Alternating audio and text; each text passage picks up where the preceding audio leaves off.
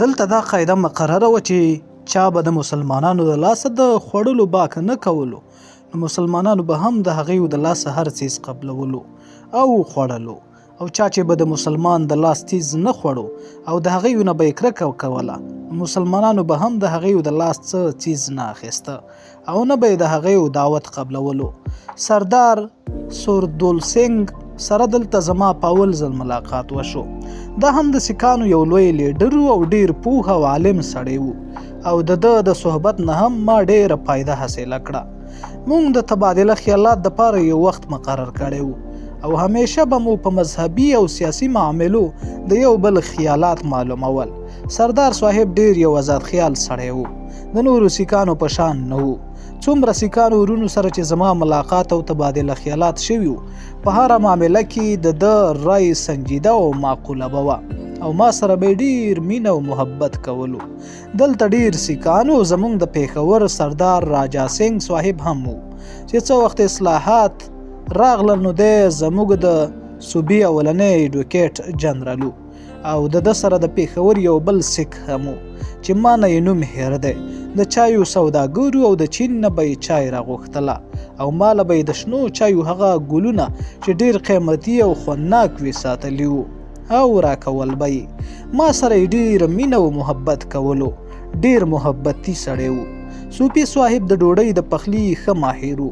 هر څیز به یې ښه پخولو، خو مرچکې به یې ډیر زیات خوړو او مرچکي سره زه بلد نه وم، په دې وجه به زه ډیر زیات په تکلیف وم. یوه ورځ صوفي صاحب قیمه پخه کړه او پکې دومره مرچکې اچولی و چې نوړۍ اخیستو سره زما خوله وسوځېده. ما ډوډۍ پرېښوده او سپوره سپوره مې شروع کړل. صوفي صاحب راته وویل چې دې کې خو ما ستا د وجې نه لږ مرچکې اچولی دی. ګوندې د دې قاعده خو دا ده چې سیر قیمه کې سیر مرچکې لګي، خو ستا د وجې نه مې پکې صرف 100 مرچکې اچولی دي. ما ورته وویل چې خدای دې در سره ښه شي چې زما دې دومره خاطر کړی دی، خو زه د مرچکي سره بالکل عادت نه یم. نو ښه به دا وي چې ما ته بیله کټوۍ پخوي، ولې چې په دې طریقه تاسو ته هم تکلیف وي او ما ته هم تکلیف وي. بیا دپاره ځان له د خپل خواهش کټوۍ پخوئ او ما له زما د طبیعت پخلی کوئ، نو دواړو ته به آرام وي. صوفي صاحب لوی عالم و، ډیر ښه سړی و، خدمتي و، خو زیات خوراک به یې کوه. په خپله یې هم زیاته غوښه خوړه او اختر علي خان له به یې هم زیاته غوښه ورکوله او د دې دپاره به یې اختر علي خان ډېرې خوشامندې کولې. ما خو چرې د دې خبرو نوټس نه اخیستو، ولې چې ما به خیال کوو چې دی دومره تکلیف او مهرباني کوي او موږ له ډوډۍ پخوي، نو که لږه ډېره څه وخوري نو دومره باک یې نشته. ولې زما هغه بل ملګری مولانا صاحب به ورسره همیشه په جنګو او ورته به یې ویل چې ستا دا عادت ښه نه دی چې ځان له هم ډیره خوري او چې څوک دې خوښ وي هغه له هم ډیره ورکوي. خو صوفي صاحب باندې د دې قسمه خبرو اثر نه کېدو، هغه به همیشه په زړه طریقه روانو. د میانوالي جیل هم د غازي خان جیل نه په ګرمۍ کې او په بادونو کې څه کم نه وو. که چیرې هغه یوه دشته و نو دا یو ریګستان و، او که هلته به د خاورو سیلۍ الوتې نو دلته د شګو سیلۍ الوزي. هلته خو موږ ته دا پیدا وه چې موږ لوی بارک کې اوسېدو، دلته بارک هډو شته نه، ټول چکۍ دي. د دې په نسبت زموږ هغه بارک ډېر ښه او یخو او باد به پکې هم لګېدو. بله دا چې هلته د بارک نه بهر د هر چا د ملاستې دپاره کوډۍ وې چې په ګرمۍ کې به پرې موږ څملاستو او دلته خلک په ځمکه څملي.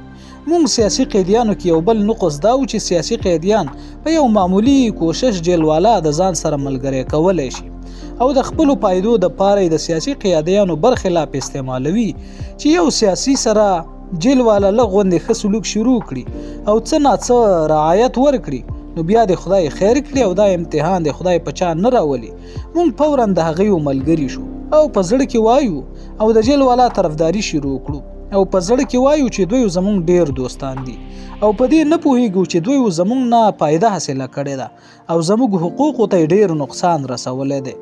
زما د دې نه دا مطلب نه دی چې څوک د حکومت د نوکرانو نه نفرت وکړي. موږ له د چا نه نفرت کول پکار نه دي، پکار دی چې هر چا سره ښه سلوک وکړو. خو دا مه کوئ چې د خپل جماعت خلاف د بل چا ملګري رازدار او مددگار شئ.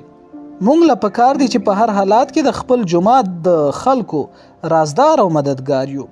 دا قسم خلک همیشه د جیل والا د خوشالولو دپاره د خپلو ملګرو هر قسمه مخالفت کولو ته تیار وي او دا کوشش کوي چې څوک د هغې برخلاف ایجیټیشن شروع نکړي او که چیرې د دې قسم څه خبره پیښه شي نو دوی همیشه د هغې مخالفت کوي او په خپل جماعت کې نفاق پیدا کوي.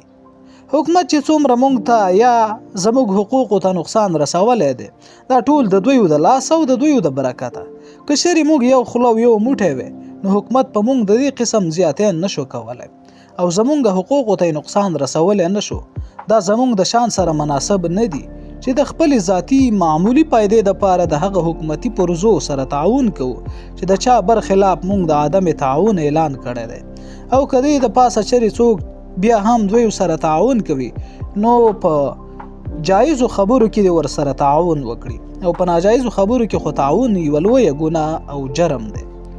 جیلوالا سره دا دوستۍ مرض په میانوالي جیل کې د ډیری غازی خان جیل نه زیاتو او بیا زموږ مسلمانان ورونه په داروغه صاحب هسې پتنګانو او تر دې حده پورې رسیدلی و چې د خپلو ملګرو سره د جیل په باره کې بحث کول خو پرېږده بلکې اورېدو ته هم تیار نه و او څومره خوشامندي او تابعداري چې د داروغه صاحب کوله د هغې بیانول مناسب نه ګڼم. د دې دوستۍ چې څومره حقیقت ما ته معلوم دی هغه دا و چې دوی له پی کار ډول پاپا او خط د خپل حق نه زیات ورکول او چې څه وخت به جرنیل په دوره راغی نو 2 میاشتې مافي به هم ترې د دویو دپاره واخیسته بل دوی به هر وخت دفتر ته تللی شو او د مازدیګر په وخت کې به ورته په چکر کې د ګرځېدو هم اجازه تو. خو د دې سره دا خبره هم وه چې داروغه صاحب به همیشه چې څومره د دې خپلو دوستانو بې عزتي کوله نو هغومره یې چرې د بل چا کړی نه وه. د داروغه صاحب په دې جیلخانه کې ډېر لوی اشنا د ظفر علي خان زوی اختر علي خانو چې داروغه صاحب به څه وخت مازدیګر د ګنتۍ د بندولو دپاره چکر ته راغی نو دوی به هم ورغلل او د هغه سره به په کورسو ناستو. یوه ورځ ډاکټر صاحب د اسپتال نه چکر ته راغی چونکې په چکر کې نورې کورسۍ نه وې بس دغه 2 کورسۍ وې چې په یوې داروغه صاحب او په بلې اختر علي خان ناستو. نو اختر علي خان د داروغه د دوستۍ په وجه یا د لیډرۍ په خیال ډاکټر صاحب ته اوچت نشو او کورسۍ ورته هم خالی نه کړه نو داروغه صاحب ته د اختر علي خان دا رویه ښه ښکاره نه شوه او هغه ته په قهر شو. بې عزته یې کړو او د کورسۍ نه یې پاڅولو او په یوه سپکه طریقه یې ورته وویل چې ته ځان وپېژنه ته قیدي یې شاید تا نه ځان هیر شوی دی ته نه پوهېږي چې ډاکټر صاحب د جیلخانې یو لوی افسر دی هغه ولاړ او ته په کورسۍ کې ناست یې. د چکر نه یې په بې عزتۍ وشړلو او آینده دپاره یې په چکر بند کړو. خو چې مازدیګر به شو داروغه صاحب به چکر ته راغی نو دی به ورغی نمبردار ته به یې وویل چې داروغه صاحب ته ووایه چې اختر علي خان چکر ته اجازه غواړي. هغه به ویل چې نه دې راسي. یوه ورځ ورته ما وویل چې اختر علي خانه ته سیاسي قیدي او د ظفر علي خان زوی یې دا ته چې څه کوي دا زموږ د ټولو سیاسي قیدیانو بې عزتي کوي چکر به څه وي او ته ولې د خپل ځان د داروغه په مخ کې داسې وړوکی کوي. ته ګورې نه چې داروغه هره ورځ ما ته منت کوي چې راځه چکر ته راشه خو زه نه ورځم. چکر ډېر ښه ځای و او ډېر ګلونه و. اختر علي خان تر هغه وخته پورې په چکر بند و چې تر څو یې د داروغه صاحب نه معافي ونه غوښته او رضا یې نه کړو. د دې نه تاسو په خپله نتیجه وباسئ چې دې ته به څوک دوستي وویلی شي. دا خلک په دې دوستۍ نازېده او ډېر فخر یې پرې کولو. میانوالي جیلخانه کې همیشه شګې الوزي او هر څیز د شګو ډک وي او داسې هیڅ چیز به په نظر را نشي چې په هغې کې به شګې نه وي. سره د ډېره احتیاطه خاص جیلونه پیرنګیانو د سیاسي قیدیانو د ازارولو او صحت خرابولو دپاره خوښ کړي دي. زما صحت دلته ډېری غازي خان په نسبت زیات خراب شو وزن مې هم ډېر کم شو. ما څو ځله سپرنټنډنټ ته دا خبره وکړه چې ما د دې جیلخانې نه بلې جیلخانې ته بدل کړی خو هغه به وایي چې زه څه کولی نشم ولې چې حکومت د سیاسي قیدیانو دپاره دا جیلخانه مقرره کړې ده. د قیدي خبرې ته څوک غوږ نه ږدي. د پیرنګیانو په راج کې قیدي هډو سړی نه دی. په سپي به یې رحم راشي خو په قیدي یې رحم نه راځي. چې ګرمۍ ډېر زور وکړو نو په جیلخانه کې دننه یو کوهی و چې د هغې اوبه ډېرې یخې وې. د کومو خلکو چې به داروغه صاحب سره تعلق نو هغویو ته کوهي له د تللو اجازه تو او هغوی به همیشه د مازدیګر لمبلو له تلل. هغوی به د اوبو د یخوالي ډېر صفتونه کول چې هر چاته به د هغه ځای د لمبلو شوق پیدا شو خو افسوس چې هر سړی به هلته تلی نه شو. دا رعایت صرف د داروغه اشنایانو ته و او کله ناکله به بغیر د څه وجې نه داروغه صاحب خلک بند کړل او نمبردار ته به حکم وکړو چې هیڅ چاته ور لري نه کړی. نو دغه وخت به د داروغه صاحب د اشنایانو یو عجیبه حال و، ولې چې هغوی د کوهي د پاسه په یخو اوبو د لمبلو اموخته وو چې مازدیګر به شو، د لمبلو وخت به راغی نو په دوی به میږي لګیا شو. ورونه به یې ډزول، نمبردارانو ته به یې چغې وهلې او منتونه زارۍ به یې ورته کولې چې په دې کې به ماښام شو، جلخانه به بنده شوه. نو آخر به د دې خوارانو زړه صبر شو. داروغه صاحب به کله ناکله ماته هم د دې کوهي د یخو اوبو صفت کولو او راته به یې منت کولو، راته به یې وی چې که چېرې همیشه نه ځې نو کم از کم یو ځل خو لاړ شه او د هغه ځای د لمبلو مزه خو واخله. خو ما په دې څیزونو ځان نامخته کولو، ځکه چې ما خو د خلکو دا بېقراري او بېعزتي هره ورځ لیده او داروغه صاحب په ما ته ډېر منت کولو چې ته نه چکر ته راځې او نه لمبلو لځې، د خپلې احاطې نه بهر نه وځې. ما به خپل زړه کې خیال کوو چې اوس خو داروغه صاحب ستا منت کوي، خو چې یو ځل یې د دې نورو په شان مخته کړې نو بیا به تا سره هم دغه شان سلوک کوي. ته ولې بل له داسې موقع ورکوي؟ د هر سړي خپل عزت په خپل لاس کې دی او که هر سړی خپل خواهشات او ضرورت قابو کړي نو همیشه به په آرام او خوشاله او عزتمند وي. رهایی دلته هم زموږ مشقت څرخه او سپنسیري شلو. زه به اکثره د خپل مشقت نه صرف په 2 غنټو کې فارغه شو او بیا به مې مطالعه کوله. آخر زما 3 کاله قید په ختمېدو شو او رهایی مې رانږدې شوه. د رهایی تاریخ په ټیکټ وختو. زه نه پوهېږم چې د دې نه څنګه زموږ جماعت انجمن اصلاح الافغانه خبر شو، ځکه چې ما چرې هم د دې قسم خبرې چاته نه ویو لیکلي او دا به مې هم نه خوښول چې چاله تکلیف ورکړم. د وتمنځو نه به ګرم ګرم خطونه راتلل چې مونږ د خپل رهایی د تاریخ نه خبر کړه، ولې ما دا خبره نه خوښول او چاله مې دلته د راتلو تکلیف نه ورکولو. په دې وجه ما دا خبره همیشه د خپل خپلوانو او دوستانو نه پټه ساتلې وه او زه د دې خبرې نه خبر نه وم چې انجمن زما استقبال کول غواړي. د انجمن زما استقبال خوښ و او زما استقبال یې کولو، خو د حکومت خوښه نه وه، ځکه چې خلک به د رهایی نه خبر شي او په خلکو کې به ډېره لویه پروپاګنډه وشي. په دې وجه د حکومت سره فکر پیدا شو او ما ته لا څه ورځې وي چې په دې کې جمعدار راغی او ما ته وویل چې داروغه صاحب دی غواړي. زه به دفترونو له نه تلم، نو ما ورته وویل چې د څه دپاره مې غواړي. هغه راته وویل چې ستا رهایی شوې ده. نو ما ورته وویل چې زما خو لا څو ورځې پاتې دي، زه د وخت نه مخکې رهایی نه غواړم. نو هغه لاړ او بیا راغی چې ستا رهایی نه بلکې د پېښور جیل ته د تبدیلي شوې ده. حقیقت دا دی چې ما د معافۍ نه انکار ځکه کړی و چې جیلوالا به د معافۍ په تمه زموږ سیاسي ورونه ډېر سپکول او د 3-4 ورځو په معافۍ به یې پرې ډېر احسانونه کول. ما خپل سامان واخیسته د ټولو ورونو نه، که هندوانو که سیکانو که مسلمانان، په خندا او خوشحالۍ رخصت شوم او ټولو ته ورغاړې وتم. ما سره که سیکانو که هندوانو که مسلمانانو د ټولو ډېر محبت و. چې دفتر ته ورسېدم او په دفتر کې مې سپاهیان ولیدل نو تسلي مې وشوه. زه یې هغوی ته په حواله کړم. موږ د جیل نه رخصت شو، د سټیشن په طرف روان شو، چونکې د ګاډي د راتلو وخت نه و. د ګاډي راتلو ته څه وخت پاتې و.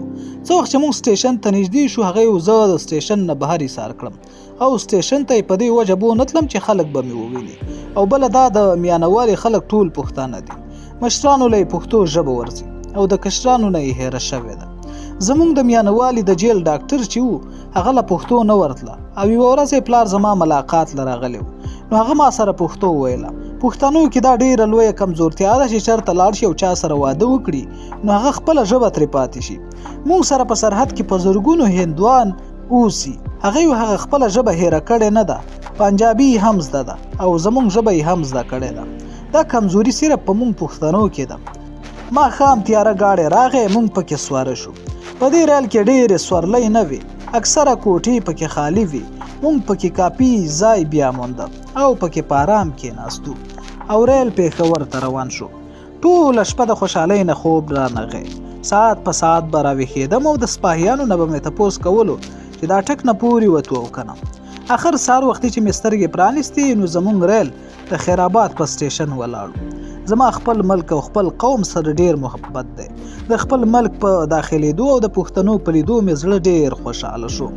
زه په خپل ځای بېغمه پروت وم او په دې خیال کې وم چې پېښور ته به څه وخت ورسو، خو ریل روانېدو نه. په دې کې زه راپورته شوم، دروازه مې لرې کړه. تماشه کوم چې ریل ولې نه روانېږي. ګورم چې پولیس والا په پلیټفارم منډې وهي، کله یو کوټه کله بله کوټه د ریل لرې کوي چې په دې کې زه ولیدم. زما په لیدو هغوی ډېر خوشحاله شو. تانهدار مال راغی او ماته یې وویل چې مونږ خو تا لټوو ته کوم ځای وې زمونږ زاره دې په لټولو شنه کړه ریل هم لیټ شو ما ورته وویل چې زه خو هم دې کوټه کې وم خو تاسو ځکه لیدلی نه یم چې زه ملاست وم ما ورته وویل چې ما سره مو څه کار دی هغه راته وویل چې راځه ستا دپاره مو چای تیار کړی دی زما اسباب یې د ګاډي نه راکوز کړل زه ورسره روان شوم چای تیار و انسپکټر صاحب هم هلته ناست و مونږ چای څښله چې په دې کې ریل روان شو ما ورته وویل چې ګاډی خو رانه لاړو هغې وخندل او په خندا کې راته وویل چې مونږ به دې په موټر کې ورسو چای مو څښله زما چارج یې د پنجاب پولیس نه واخیسته هغې ما سره ګډه بډه وکړه او رخصت شو خلک د پنجاب د پولیس نه ډیر شکایت کوي خو دې پولیسو چې ما سره کوم ښه سلوک کړی او ما ته د هر قسم آرام رسولو کوشش کړی دی زه یې شکر ګزاره یم او هیڅ چیرې به د هغې ښه سلوک رانه هیر نشي د سټیشن نه چې بهر شو موټر تیار ولاړو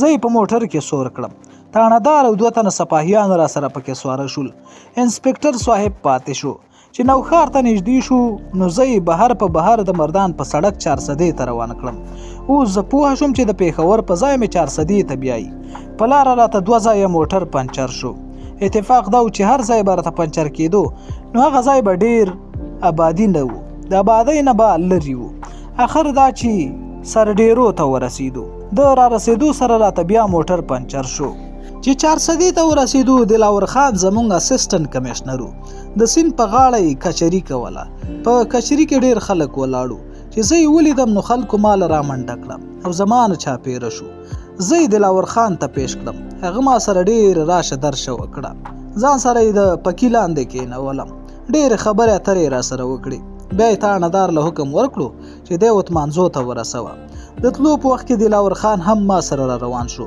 چې د برنډې نه بهر شو نو ما ورته وویل چې بس مهرباني زیات تکلیف مه کوئ دغه جلب بسو نو هغه راته په خندا کې وویل چې خلک خو په دې لوی فخر کوي او لوی عزت یې ګڼي که چیرې یو اسسټنټ کمشنر یو څو قدمه ورسره جلب وکړي ما ورته په جواب کې وویل چې دا تکلیف دی او زه دا څیزونه نه خوښوم چې څه وخت مونږ بهر راووتو نو په دې لږ ساعت کې په سوونو خلک جمع شوي ما ټولو سره ګړه بړه وکړه او د هغې جذبه او محبت مې ډیر محسوس کړل او ټمټم کې زه سره د تانهدار او پولیسو تمانځو ته روان شوم نهم باب کلی کور کې ټکره غرمه مونږ کلي ته ورسېدو زه چې آزاد سکول ته نږدې شوم نو هلته د سکول یو هلک وپېژندم هغه په منډه لاړو چغې یې کړې چې باچا خان راغی د دې په اورېدو ټول هلکان سره د استادانو سړک ته راوزغلېدل په سړک یو ځای شو نو هلکانو چغې کړې یو شور جوړ شو یو ساعت کې ټول راجمع شول او زه دغه شان په خپل منځ کې ګیر مدرسې ته بوتلم او دا به په شریکه وای چې فخر افغانه په خیر راغلی د زندانه مرحبا مرحبا استادان هم راغلل مونږ ټول یو بل ته ورتر غاړې وتو او ډېرې خوشحالۍ مو وکړې هلکانو ما ته د خپل طرف نه سپاسنامه یا ویلکم اډرس راکړه چې د کلي خلک خبر شو هغوی هم په منډه منډه مدرسې ته راغلل ډېر د خوشحالۍ وخت و چون کې د ډوډۍ او د آرام کولو وخت و نو ما د دویو نه اجازت واخیست چې څه وخت کور ته لاړم نو هلته د کلي خپلې پردۍ ډېرې زنانه راجمع شوې وې او دومره لاره نه وه چې زه دننه تلی وم هغوی کې ډېره مینه وه ډېر محبت و ډېر احساس و او ډېره جذبه وه د راشه درشه نه وروسته هغوی رخصت شوې او یو څو کسانې زموږ نږدې رشته دارې پاتې شوې د ټولو نه اول مې ولمبل غسل خانې ته لاړم او جامې مې بدلې کړې لږه غوندې ډوډۍ مې وخوړه ډېر ستړی شوی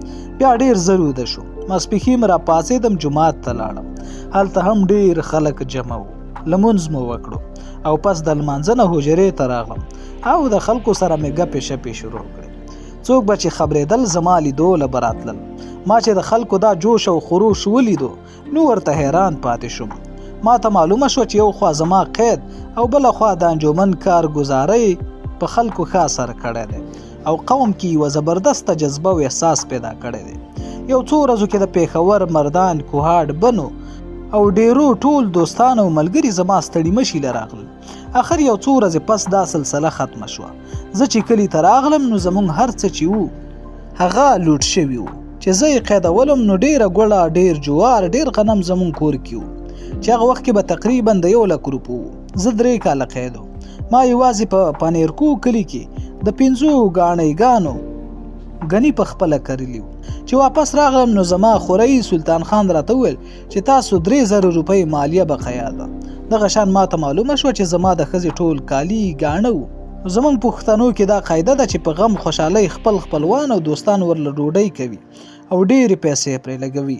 ما ته هم ډېرو دوستانو او خپلوانو د ډوډۍ ستونه وکړل، خو ما د هغوی په خدمت کې دا تجویز پیش کړو چې د پخې ډوډۍ په ځای مالا اوم خرڅ یعنی اومه ډوډۍ راکړئ، مالا یې نغد راکړئ. څومره چې ستاسو په ډوډۍ خرڅ کیږي د هغې نیمه نغده مالا راکړئ، ولې چې زمونږ قوم ډېر وروسته پاتې شوی دی او دومره لوی قوم دی او د خپلې ژبې یو اخبار نشته او نه د بچو د تعلیم دپاره مدرسه شته.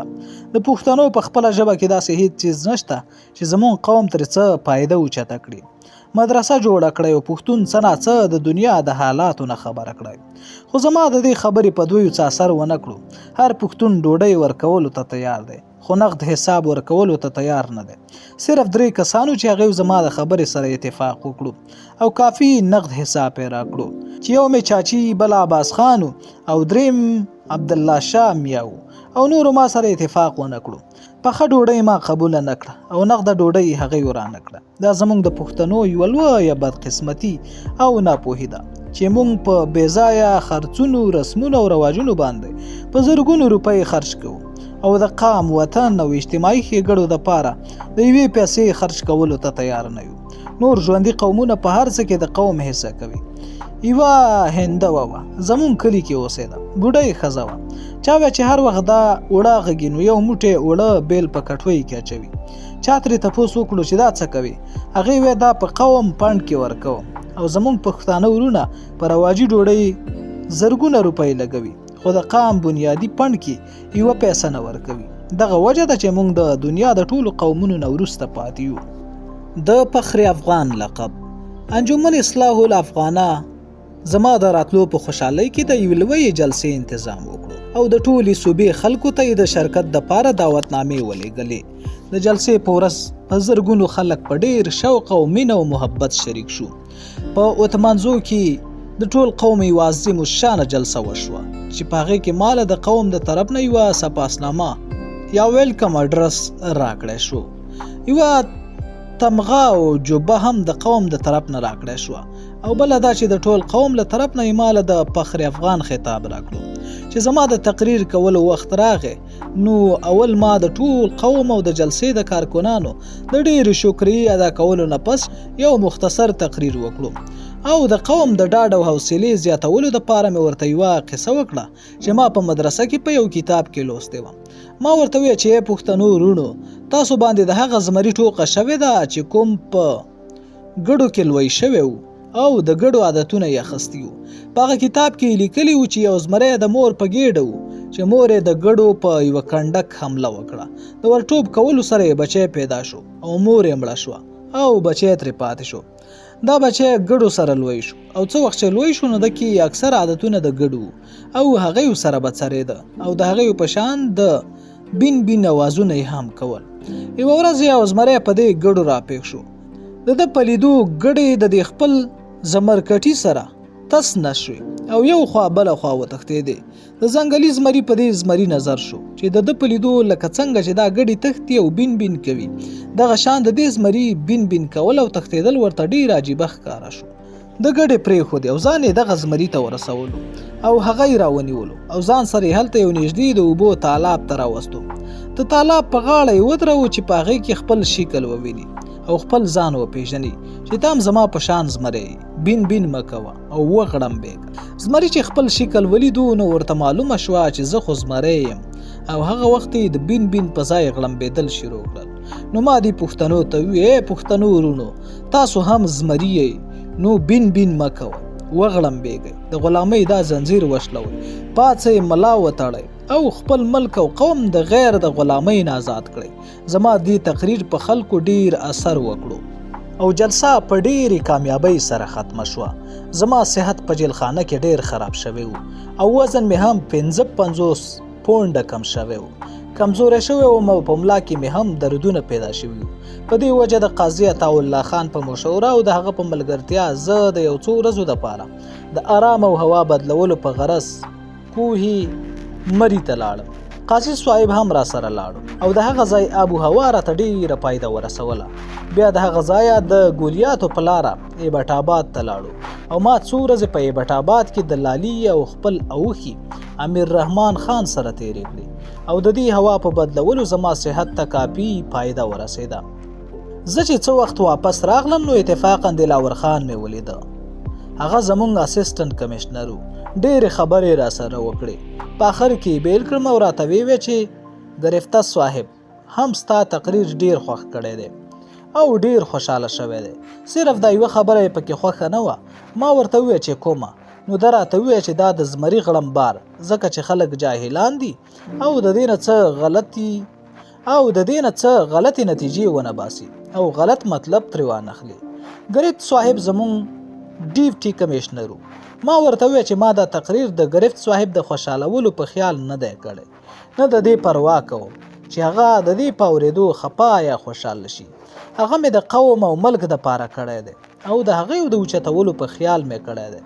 دلاور خان 400 کې ډیپټي کمشنر په دې خیال اسسټنټ کمشنر مقرر کړی و چې زمونږ انجمن او آزاد مدرسې ته نقصان ورسوي او هغه چې دلته راغی نو اول یې په انجمن کې د بې اتفاقۍ پیدا کولو کوشش وکړو، خو چې په دې کې کامیاب نه شو او د مدرسې ته یې هم هیڅ قسم نقصان ونه رسولی شو، نو بیا یې په حکومت زمونږ د مدرسې په مقابله کې په 400 کې یو انګریزي سکول جاری کړو او ځای په ځای به زمونږ د مدرسې خلاف پروپاګنډه کوله. په بنو کې د خلافت تحریک په خلکو ډیر زیات ښه اثر کړی و، تر دې چې د بنو د زولې ټول مولیان په دې تحریک کې شامل شوي وو، بلکې د بنو زولې ټول نمبردارانو استعفاګانې ورکړې وې او په تحریک کې شامل شوي وو. د پیرنګیانو سره ډیره ویره پیدا شو او ډیر هیبت پرې راغی. زمونږ د 400 اکبر خان هلته جج و. د بنو ډیپټي کمشنر هغه راوغوښتو او ورته یې وویل چې د دې خبرې مخنیوی پکار دی. نو هغه ورته وویل چې دا زما کار نه دی، زما کار خدا دی چې تاسو یې ونیسئ او ما ته یې راچالان کړئ، زه به د مقدمې سماعت وکړم. ډیپټي کمشنر چې د ده نه مایوسه شو نو بیا یې دلاور خان راوغوښتو. دلاور خان په بنو کې میجسټریټ و او یوه د رشوت مقدمه پرې هم وه او هغه ته یې چې وویل نو هغه ورته سینه وټپوله. هغه مولیان یې په چل ول وغولول او نمبرداران یې هم دوکه کړل او هلته د خلافت هغه تحریک پیل شو، چونکې د په بنو کې یوه لویه فتحه کړې وه. نو دی زمونږ دې تعلیمي تحریک او اصلاحي تحریک پسې 400 ته راولېږه. 400 یو ډېر اهم ځای دی. دلته به همیشه اسسټنټ کمشنر انګریز و، دیسي سړی به نه و. دلاور خان په میشن سکول کې او د میشن سکول په بورډینګ کې ما سره ډېره موده یو ځای پاتې شو. زمونږ د ورونو په شان یو بل سره مینه او محبت و او زما نه 1 یا 2 جماعته وروسته ساده خلکو ته به یې او اکثر به یې په دې دوکه کول چې په اتمانځو کې چې تاسو په خپلو بچو سبقونه وایې نو سند به ورله څوک ورکوي او نوکر کېدی به څنګه شي او مونږ به چې چېرته په علاقه کې غم ښادۍ له لاړو نو چې دی به خبر شو نو دی به هم راپسې راغی. اکثره به یې د تعلیم متعلق د خلکو په مخ کې بحثونه شروع کړل. قوم کې لږ ډیر شعور پیدا شوی و. د خدای فضل و چې په هر ځای کې به یې شکست خوړو. د غلطې پروپاګنډې باوجود په خلکو کې د غلط فهمۍ پیدا کولو په ځای د خلکو او زموږ انجمن او مدرسې سره نور هم زیاته همدردي پیدا شوه. د غلطه پروپاګنډه موږ دپاره ډیره مفیده ثابته شوه او تر اخره پورې الله تعالی دې په خپلو حیلو او حربو کې کامیاب نه کړي او 400 نارماني لاړو او زمونږ انجمن او مدرسې ته هیڅ قسم نقصان ونه رسولی شو. دلاور خان عجیبه سړی و. دی د پیرنګیانو دپاره هر قسمه قربانۍ ته تیار و. یوه ورځ زمونږ حجرې ته راغی. حجره کې نور هم ډیر میلمانه و. د ډاکټر صاحب ته مخ کړو او ورته یې وویل چې وګوره دې افغانستان ته څومره ظلمونه یې په قیدیانو شروع کړي دي. که چېرې پیرنګیانو په افغانستان حمله وکړه نو زه به د ټولو نه مخکې یم، توره به راسره وي، د پښتنو سرونه به وهم. ډاکټر صاحب ورته په جواب کې وویل شاید زه به ستا په مخالفه ډله کې یم چې ولې زه پښتون یم، زه به څنګه د پیرنګیانو دپاره پښتانه ووهم. د دې په اورېدو غریب په هغه مجلس کې کچه شو او بیا یې بل بحث شروع کړو. انجمن او مدرسې. د انجمن په کوشش زموږ د مدرسې په ملک کې ډېر شاخونه قایم شوي وو. یو ډېر لوی شوق په پښتنو کې د خپلو بچو د تعلیم پیدا شوی و. ما او خادم صاحب د هغو معاینه شروع کړه. مونږ چې به کله دا دورې کولې نو د آزاد سکول هلکان به هم مونږ سره تلل. ولی او سعادت خان د ترنګزو به زمونږ دې جلسو کې نظمونه ویل. دوی ډیر خوش آواز وو، ولی به ډیر ښکلی قرأت کولو او د دې به په خلکو ډیر ښه اثر کېدو او خپلو بچو له د هر قسم تعلیم ورکولو سره به یې شوق پیدا کېدو. زمونږ د یوسفزو مدرسې په ډیر ښه حالات کې وي او د هغې ټول وجه د صاحبزاده خورشید خان صاحب د ادینه او نصر الله جان محنت، قربانی او کوششونه وو. د هشنغر او د دواوی نه پس مونږ د یوسفزو دوره شروع کړه او د تحصیل مردان او د تحصیل ثوابۍ ټولې مدرسې مو وکتلې. خادم محمد اکبر صاحب به امتحانونه اخیستل او ما به خپل اکثره وخت د خلکو سره په لیدو، کتلو او تبادله خیالات کولو کې تیرولو.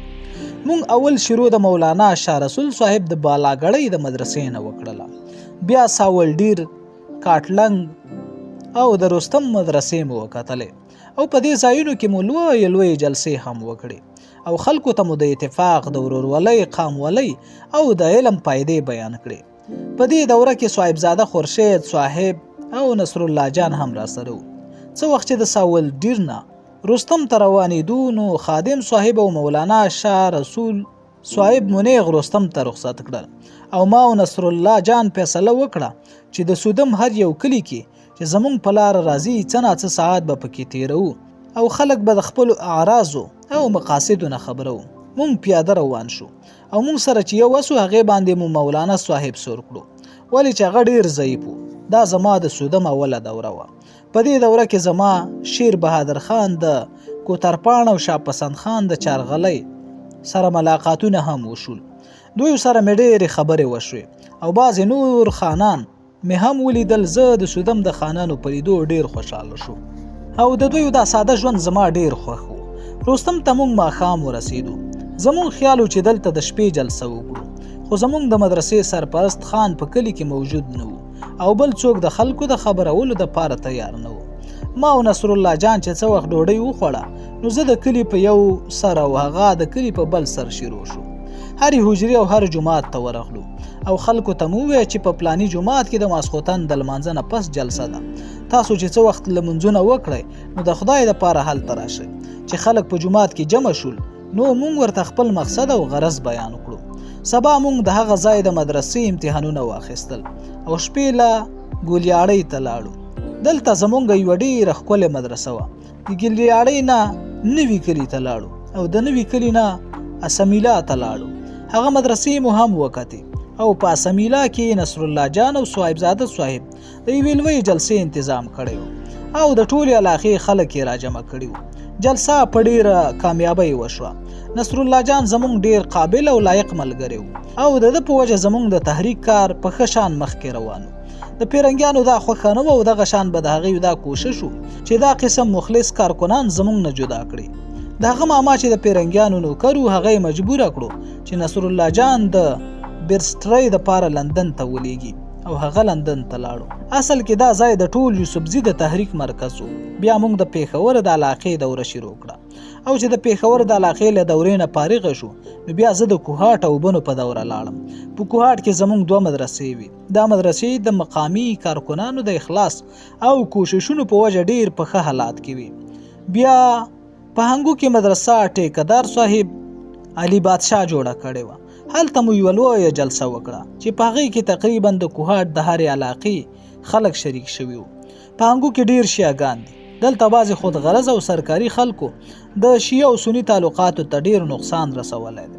د مینې محبت په ځای پکې ډېر نفرت پیدا کړی دی. په جلسه کې ما یو لوی تقریر وکړو او په شیعه او سني مسله مې ډېره رڼا واچوله. اوله خبره مې ورته دا وکړه چې موږ خو ټول پښتانه یو. که شیعه دی نو هم پښتون دی او که سني دی نو هم پښتون دی. یو قوم یو او یو مو ملک دی، یو مو خدای، یو مو رسول دی، یو مو قرآن دی او حضرت علی رضی الله تعالی عنہ تاسو هم منئ، موږ یې هم منو. نو بیا دا اختلاف په څه؟ د هر چا لاره بیله بیله ده، خو دا ملک خو مو شریک دی. د دې ملک خدمت په شریکه په موږ ټولو فرض دی او باید چې موږ ټول د دې ملک خدمت وکړو.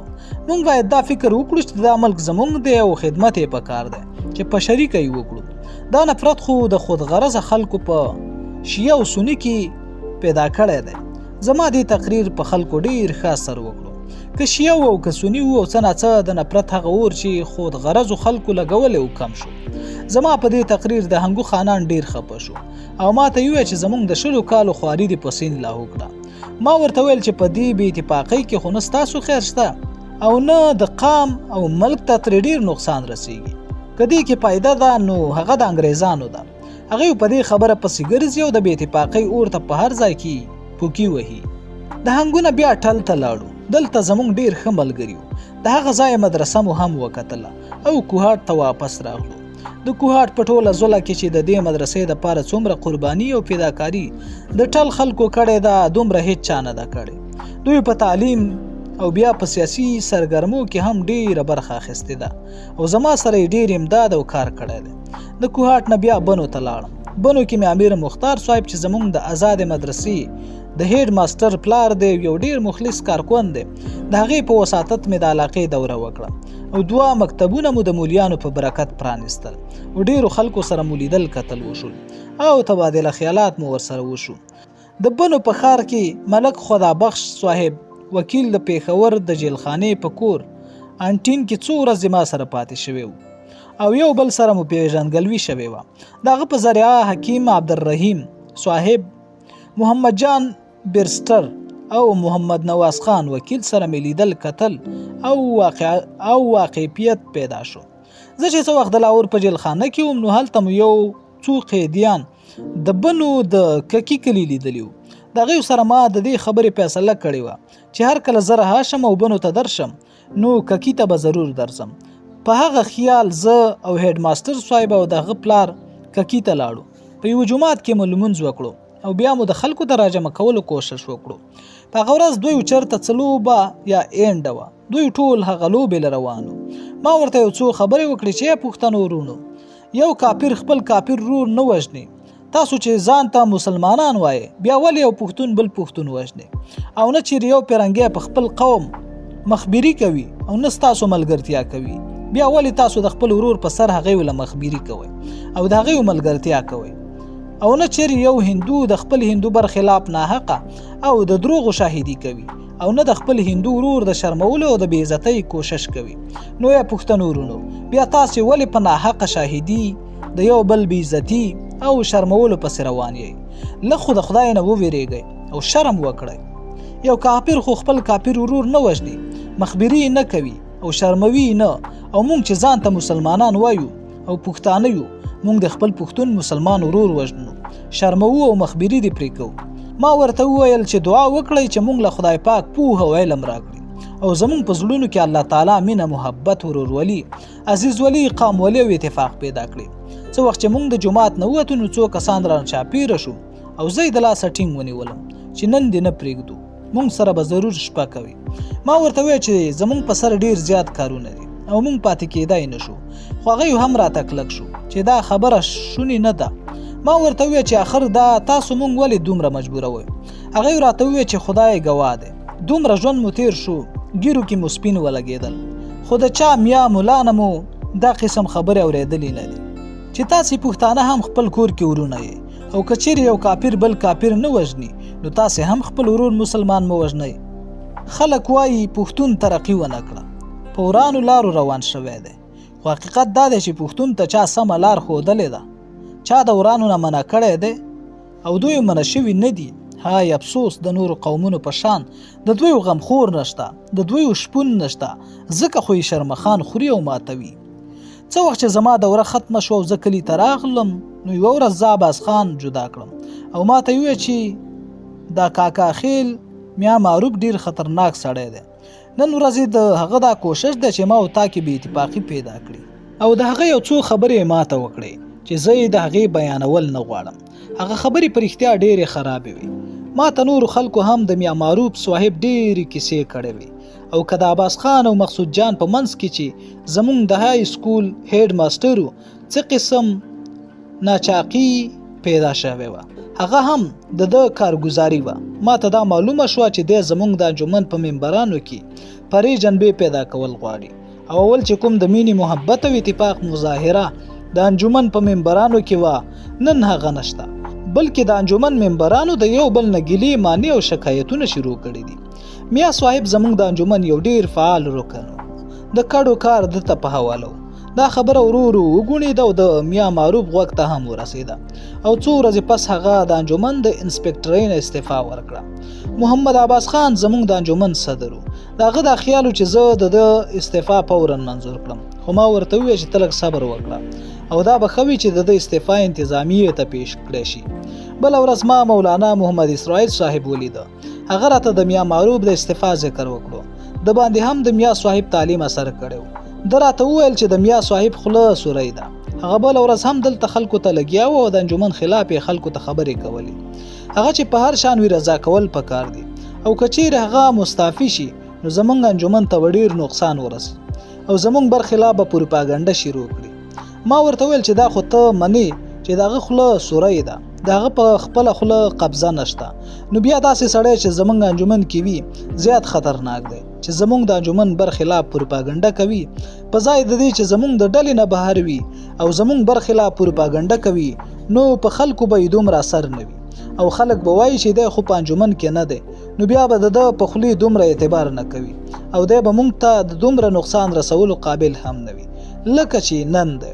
بله ورځ مونږ خبر شو چې عباس خان د هغه استعفا منظور کړه، خو کوم کار چې زمونږ په انجمن کې میا صاحب کړی و او کومې جرړې چې زمونږ په انجمن کې خورې شوې وې هغه ونه وتلې او زمونږ د انجمن د بعضې اراکینو دا عادت شوی و چې څه وخت به یو ځای شو نو د یو بل خلاف خبرې به یې کولې او بیا ورو ورو زمونږ خادم صاحب او عبدالله اکبر خان خو دې درجې ته ورسېدل چې د مدرسې د هلکانو مخکې به یې داسې په زول خبرې کولې چې سړی به ورته حیرانېدو. یوه ورځ ما ته هیډ ماسټر صاحب وویل چې ناظم صاحب او سیکرټري صاحب د هلکانو په مخ کې داسې خبرې کوي او دا قسم خبرې کول پکار نه دي ځکه چې دا خو د انجمن ذمہوار خلک دي او دوی په داسې خبرو په خلکو خراب اثر کیږي او زمونږ انجمن او مدرسې ته ترې سخت نقصان رسي.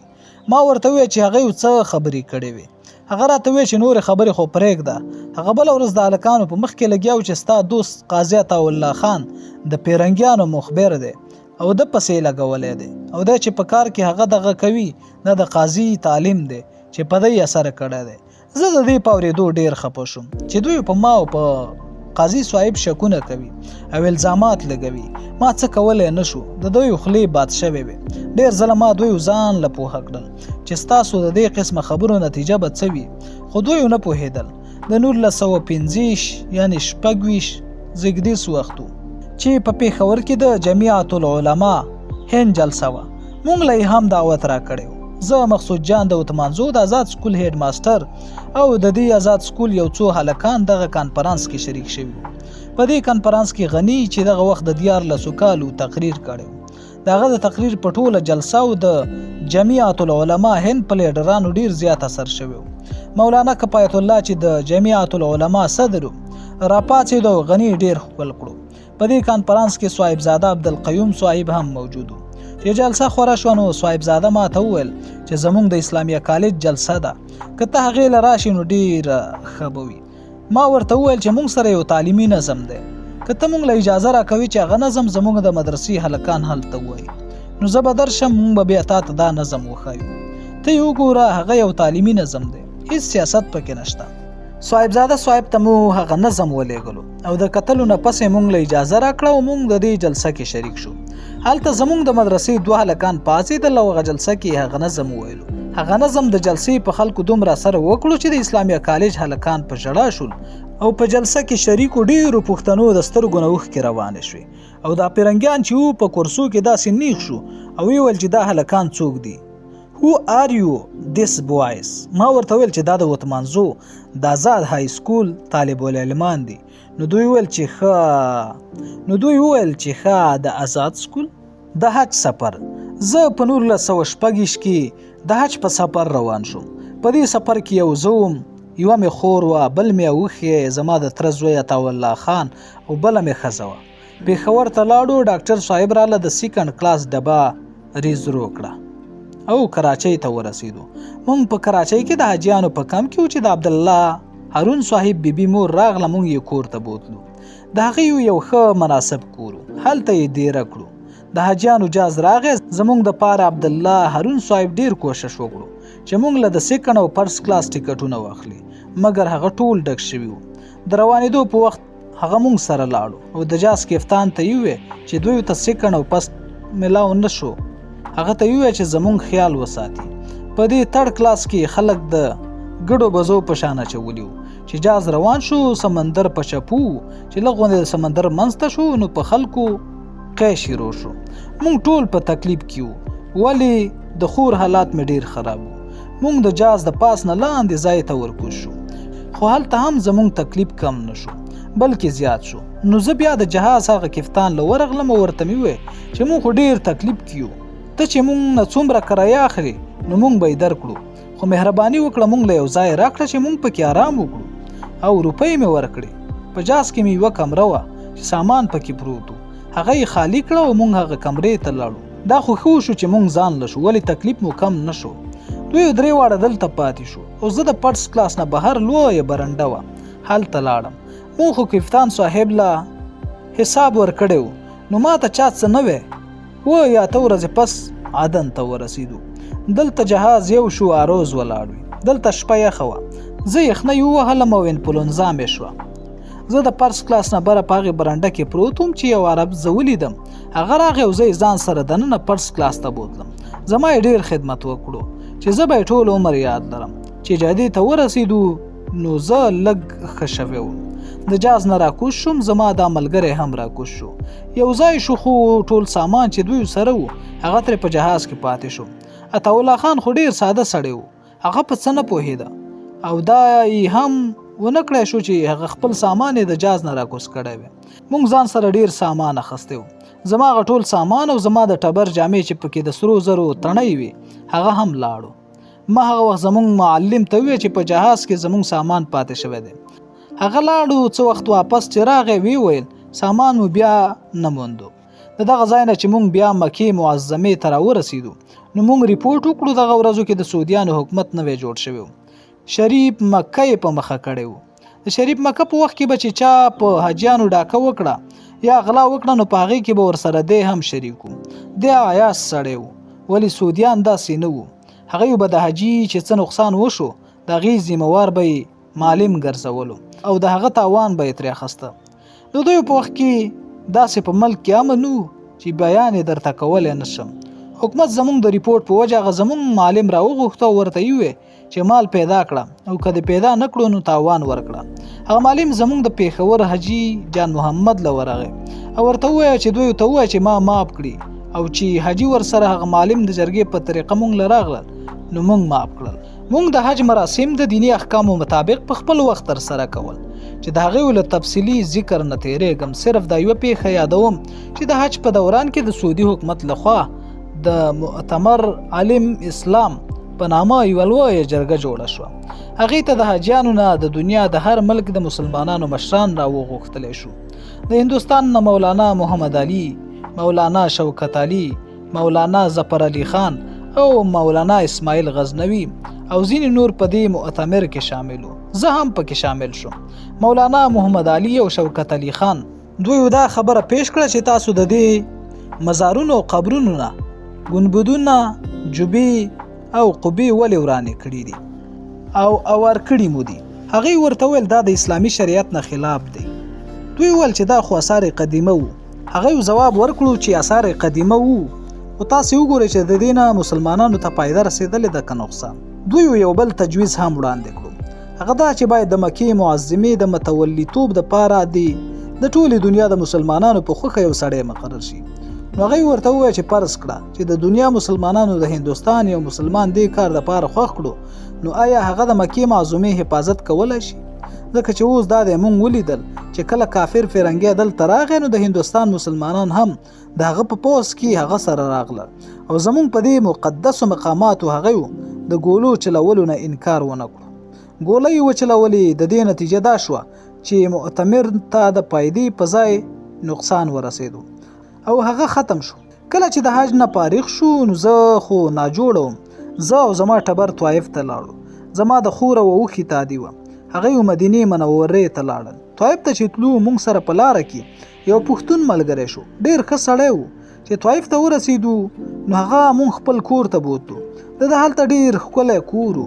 طایف ډیر ښکلی او آباد ځای دی، ښه آب و هوا لري. موږ څو ورځې هلته تیرې کړې. په دې ورځو کې چې هلته وو، یوه ورځ یو سړي موږ ته غږ وکړو چې تعال تعال، یعنی دلته راشئ. موږ ورغلو. هغه ویل دا د حضور صلی الله علیه وسلم ویښته دي او دا بل په ګټه کې د هغې د پښې د پل نښه ده، دا وګورئ. ما ورته وویل چې موږ خو طایف ته د دې دپاره راغلي یو چې دلته د حضور صلی الله علیه وسلم هغه عزم اراده او عفو وګورو چې هغې دلته د تبلیغ دپاره راغلي او خلکو په کاڼو ګټو وویشتو، زخمی کړو، خو هغې په خپل عزم ټینګ ولاړو او بیا یې هغه خلکو ته دعا وکړه چې خدایه ته دویو ته هدایت د نیکۍ وکړې. په طایف کې زمونږ صحت ښه شو، نو بیا واپس مکې ته راغلو. په هغه وخت کې موټر نه و. مونږ دا تګ راتګ د اوښانو په ذریعه کوو. په مکه کې مو مولوي محمد اسماعیل غزنوي صاحب ولیدو. هغه خو زمونږ د جیلخانې ملګری و. د جیلخانې دوستان ډیر خواږه وي. په خبرو کې ورته ما وویل چې مونږ مدینې منورې ته ځو. راته یې وویل چې راځه ما سره جدې ته لاړ شه. د جدې نه هم مدینې ته لاره تلې ده. ما ورته وویل چې زه په بله لاره مدینې ته ځم، خو هغه مجبور کړم او ورسره جدې ته لاړم. چې جدې ته ورسېدو، هلته یو لوی امیر سړی د ده اشنا و. هغه کره دیره شو. په دې ورځو کې د سعودي بادشاه جدې ته راغی او هم دې کور ته راغی او موږ سره یو ځای په هغه کور کې دیره شو. هغه ډیر ښه سړی و. موږ سره به یو ځای ډوډۍ خوړله، یو ځای به ناست پاست و، یو ځای به مو سره مجلس کوو. ما په ده کې د یو ملک او خان هومره غرور نه لیده، بلکې یو فقیر او درویش سړی و. حالانکه دی بادشاه و. څو ورځې پس موږ مدینې منورې ته روان شو. د سعودي بادشاه سکتر موږ له د لارې د مرکزونو په نامه یو خط راکړو چې د دوی د آرام خیال وساتئ. زموږ ټوله قافله 5 اوښان، 4 یا 5 ښځې، 3 یا 4 نارینه وو. کوم اوښ چې زما دپاره وو، یوه کجاوه زما د ټبر او بله یې زما وه. کجاوې لنډې وې او زه پکې تنګېدم. د شپې به اکثر د اوښ نه کوزېدو او د عربستان په هغه نرمو شګو کې به مو پیاده مزل کوه. دې مزل ډېر خوند کاوه. په دې قافله کې چې دا نور عرب مونږ سره وو، دا هغه کسان وو چې د پیرنګي د راتګ په وخت کې د شریف مکه په دور کې د مدینې نه تر کویټه هجرت کړی او اوس واپس راغلی وو. او مدینې ته تلل چې مونږ مدینې ته ورسېدو، نو په دویو کې د یو کره دیره شو. زه په مسجد نبوي کې د 10 ورځو دپاره معتکف شو. هغه جومات کې یو ستن وه، د هغې سره به ناست وم. یوه ورځ په دې مسجد کې مې حاجي محمد امین ولیدو. روغ جوړ مو وکړل. ما ترې تپوس وکړو. هغه راته وویل چې دلته په دې مسجد نبوي کې ما یوه کوټنۍ پیدا کړې ده او اراده لرم چې دلته به یو کال چیله وباسم. ما ورته وویل چې د څه دپاره؟ ویې ویل چې د رسول الله صلی الله علیه وسلم د خوشحالۍ دپاره. نو ما ورته وویل چې رسول الله صلی الله علیه وسلم په دې نه خوشحالیږي.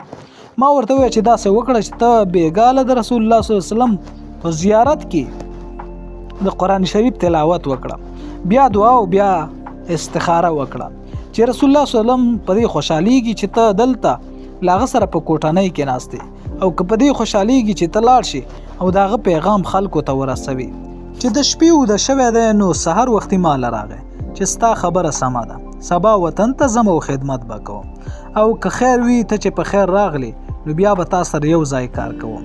ما ورله څه حساب هم ورکړو. دی خو لاړ. مونږ څو ورځې دلته تیرې کړې. بیا بیت المقدس ته روان شو. د حجاز د یو واړه بندر رابغ نه مصر ته لاړو. کله چې زمونږ جهاز د سویز په بندرګاه ودرېدو او مونږ ترې کوز شو، نو زما اراده وه چې د قاهرې او سکندریې ښارونه هم وګورو. په دې اراده زه ورو غوندې یو مصري افسر ته ورنږدې شوم او دا خبره مې ورته وکړه او دا مې هم ورته وویل چې مونږ ستا د اسلام ورونه یو.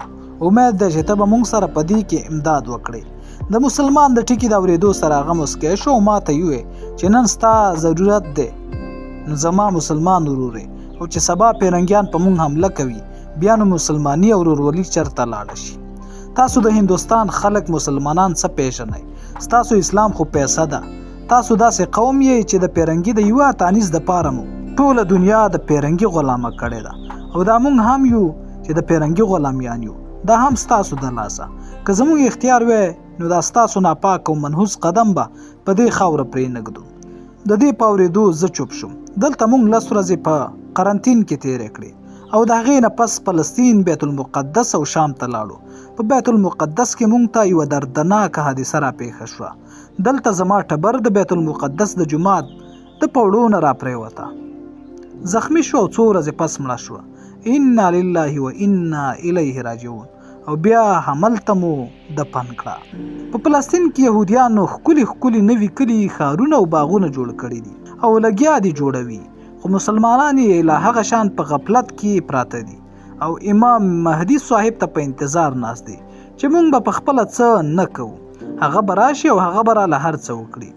دوی دومره بې علم او بې خبره دي چې امام خو پرېږده، که پیغمبر راغلی دی او خپل قوم ورسره ملا نه ده تړلې نو پیغمبر کامیاب شوی نه دی. په بیت المقدس کې زما د مسلمانانو ورونو عربو سره په دې ډېرې خبرې شوې وې. زه چې به د بیت المقدس نه بهر ووتم، کومه ځمکه چې به مې ولیده چې شاړه ورېږده، نو چې تحقیق به مې وکړو نو معلومه به شوه چې د عربو ده، او کومه ځمکه چې به آباده وه په هغې کې به یوه وړه غوندې بنګله او باغ و، نو چې تپوس به مې وکړو نو ویل به یې چې دا د یهودي ده، او دغه شان د کلو حال درته څه ذکر کوم. بله دا چې سهار به ووتم نو یهودیان به ښځې او نر لګیا و، کارونه به یې کول، او په بیت المقدس کې چې به سهار هوټل ته لاړم څوک به پکې نه و، چې غرمه به لاړم څوک به پکې نه و، چې مازدیګر به لاړم نو هوټل به ډک و، ښکلي ښکلي میزونه به لګېدلي وو، خلکو به ښکلې ښکلې پاکې او صفا جامې اغوستې وې، چا یې څښله، چا کاپي او چا د انګورو اوبه.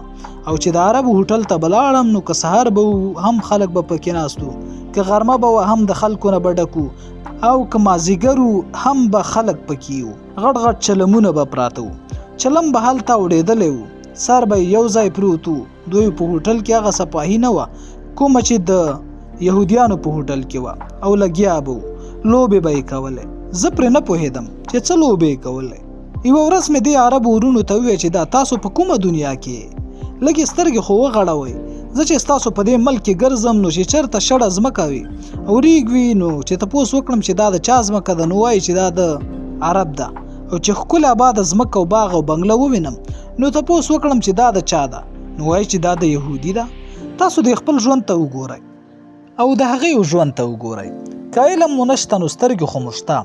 نو په هغې کې یو تن جواب راکړو چې موږ دا شاړې ځمکې په یهودیانو خرڅوو چې آباد یې کړي، او اوس اخري صدۍ ده، امام صاحب به راشي او دا هر څه به زموږ شي.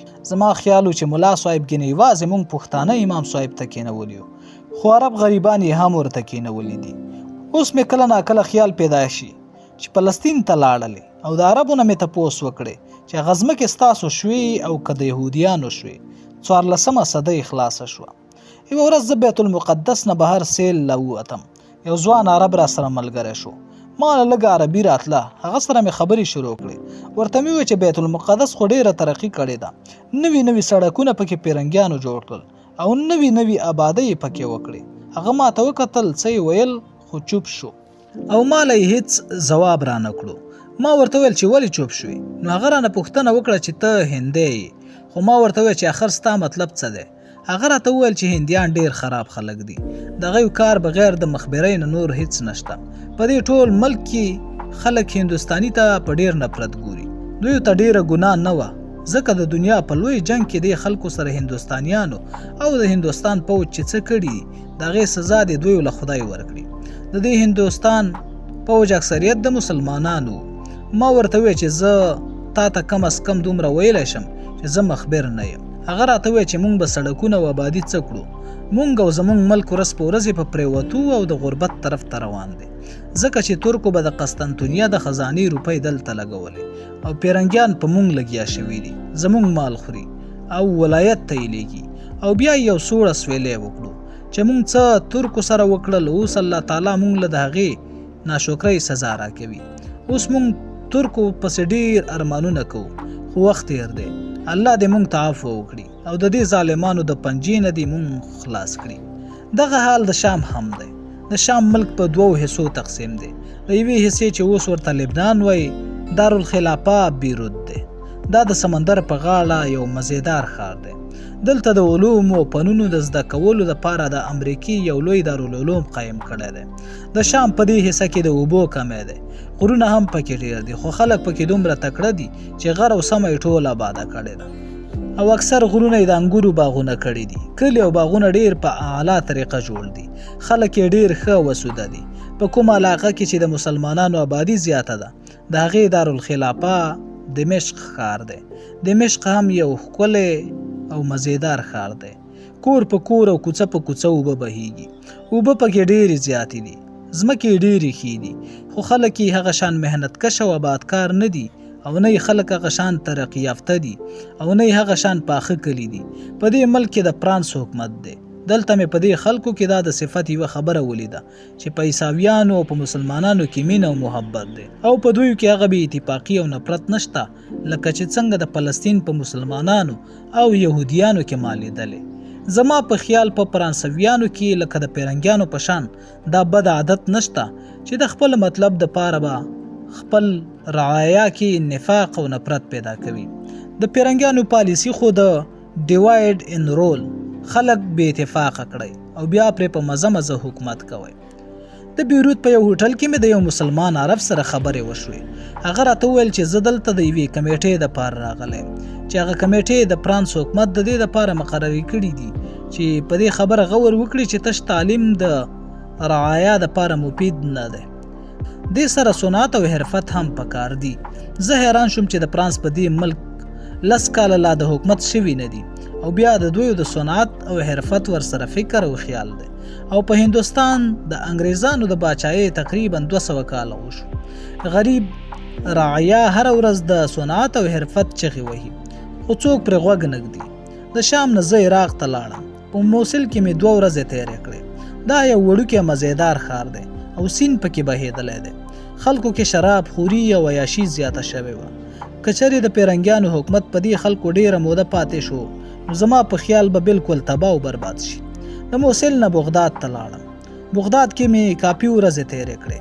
په دې ښار کې هم بېشماره شرابخانې وې. د شرابو اکثره دوکانونه د هندوستانیانو دي چې د پیرنګیانو قبضه کېدو سره هلته تللي دي. د دې ښار اخلاقي حالات ښه نه وو او پیرنګیانو ډېر ارمینین همدلته آباد کړي دي. بغداد یو ډېر مزیدار ښار دی او د ښار په منځ کې یو لوی سیند بهېدلی دی.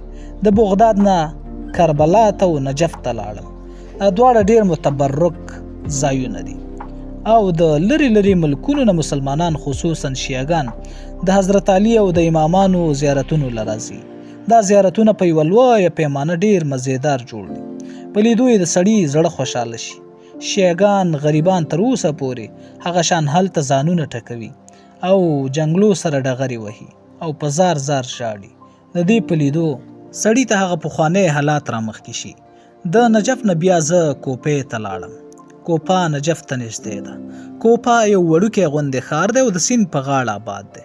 د نه ترقۍ وجه خلق دا بیانوي چې د دې ښار د هغه وخت اوسیدونکو حضرت امام حسین صاحب او د هغه اولاد سره غداري کړې وه.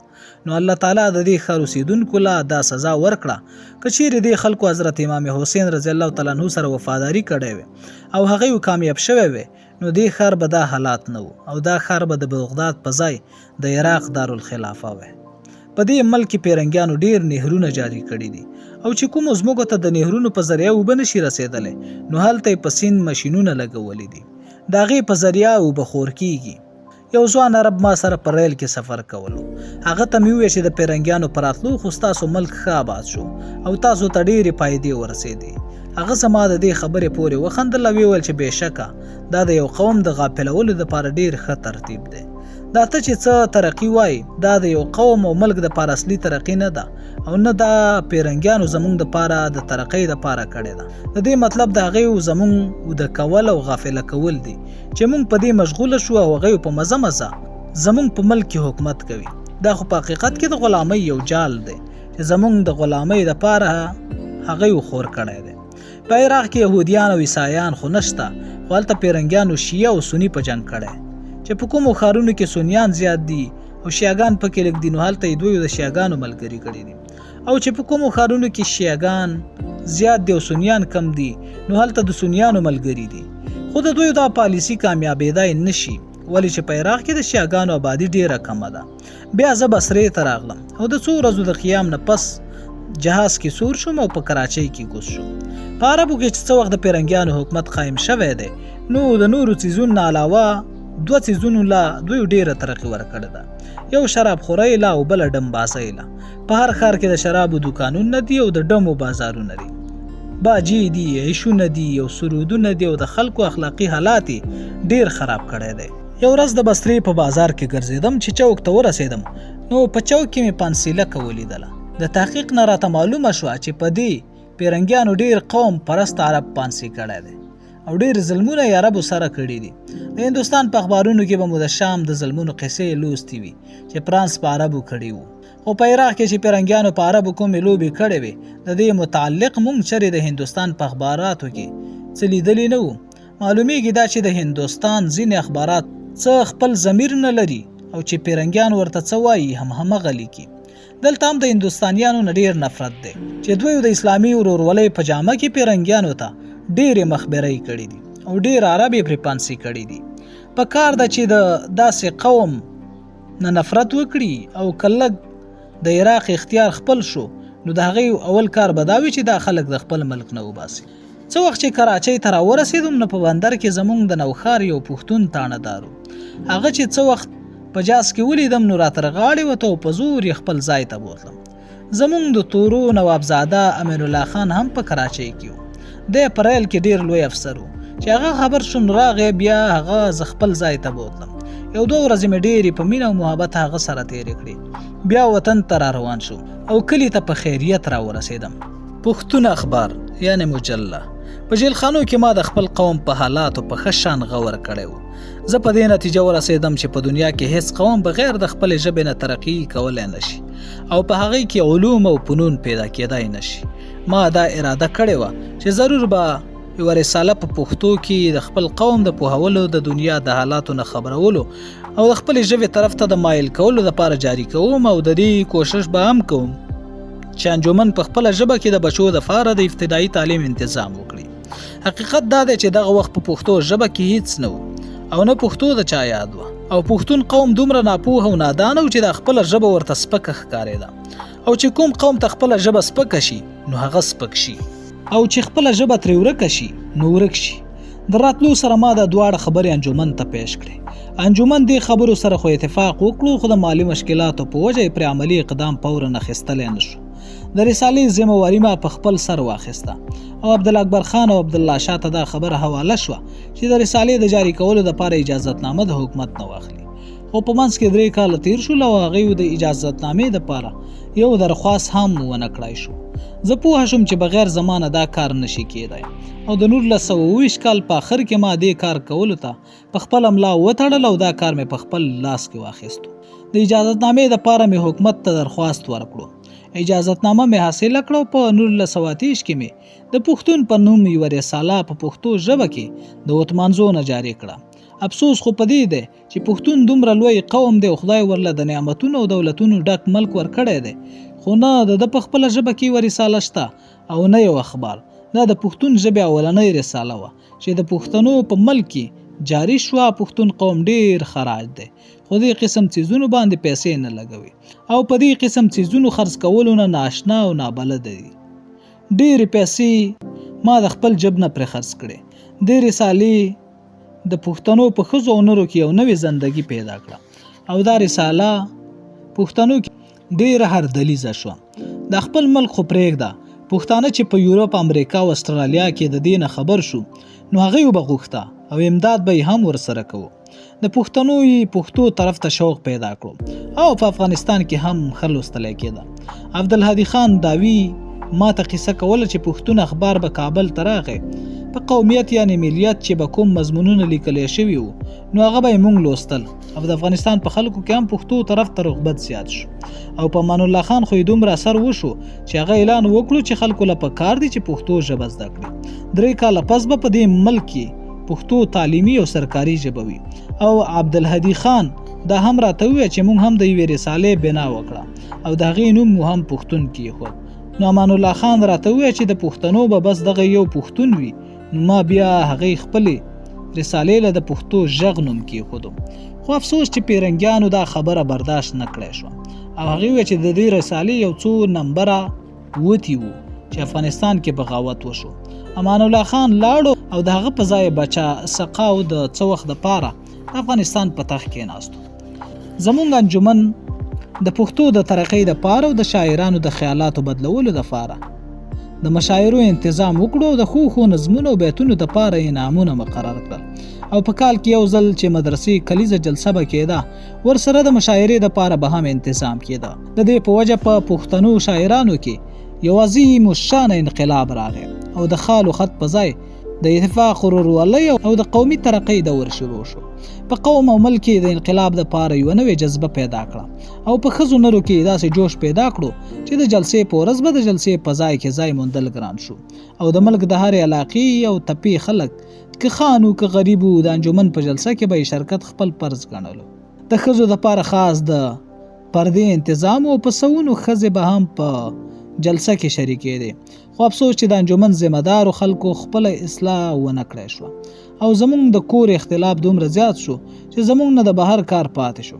که چیرې مونږ د انجمن هغه تبلیغ او اشاعت او په ملک د دورو هغه کار جاري ساتلی وي، نو ملک به د دې نه هم زیاته ترقي کړې وه او زمونږ قوم او زمونږ ملک ته به زیاته فایده رسېدلې وه. خو دا زمونږ او زمونږ د قوم بدقسمتي وه چې انجمن ته د خپلو جګړو نه دومره فرصت نه و چې په خپل قوم او ملک کې ګرځېدلی وي او بې خبره و د پښتون ورور یې خبر کړی او بیدار کړی وي. اخر دا چې خادم صاحب عباس خان او عبدالاکبر خان خپلو کې وجنګول، نو د انجمن ته نور هم زیات نقصان ورسولو. بیا خادم صاحب زما او د عباس خان د جنګولو کوششونه شروع کړل، تر ډېرې مودې پورې کامیاب نه شو. په یوه ګرمۍ کې زه کوهي مري ته لاړم. خادم صاحب ته میدان خالی شو. د عباس خان او زمونږ بعضې نورو د انجمن د ورونو په دماغو کې دا خیال پیدا کړو چې د لویې ونې د لاندې وړه ونه وده کولی نه شي او د هر قسم قربانۍ او خدمت چې تاسو یې کوئ نو نوم پرې د هغه کېږي. څه وخت چې زه د مري نه واپس راغلم او د انجمن د بعضې ذمه دارو خلکو رویې ته مې وکتل، نو ډېر پریشانه شوم.